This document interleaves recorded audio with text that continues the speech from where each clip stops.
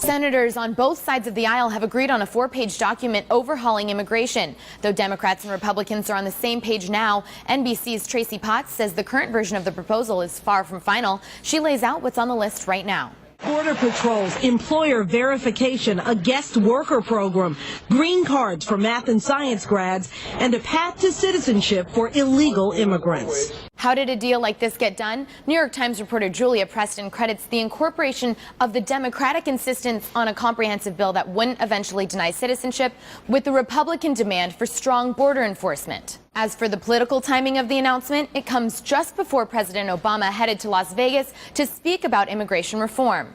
A Los Angeles Times report says the trip has deeper purpose, though, indicating President Obama is on a mission to bequeath to fellow Democrats a solid electoral college base rooted in the West. And Republicans had a plan of their own. Fox News' Bill Hemmer offered some insight on Don Imus's show Monday morning. I think this is going to get real legs and push through, especially because Marco Rubio is in on this. And the Republicans, before the election, they said if you go immigration reform, you better believe we're going to have our fingerprints all over it.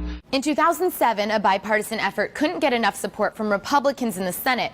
But after President Obama took more than 70% of the Latino vote this past election, Arizona Republican John McCain told ABC's This Week he thinks the time is right. We can't go on forever with 11 million people living in this country in the shadows. Believe it or not, I see some glimmer of bipartisanship out there. And it's a priority of President Obama's, as evidenced by this from his inaugural speech. Our journey is not complete until we find a better way to welcome the striving, hopeful immigrants who still see America as a land of opportunity.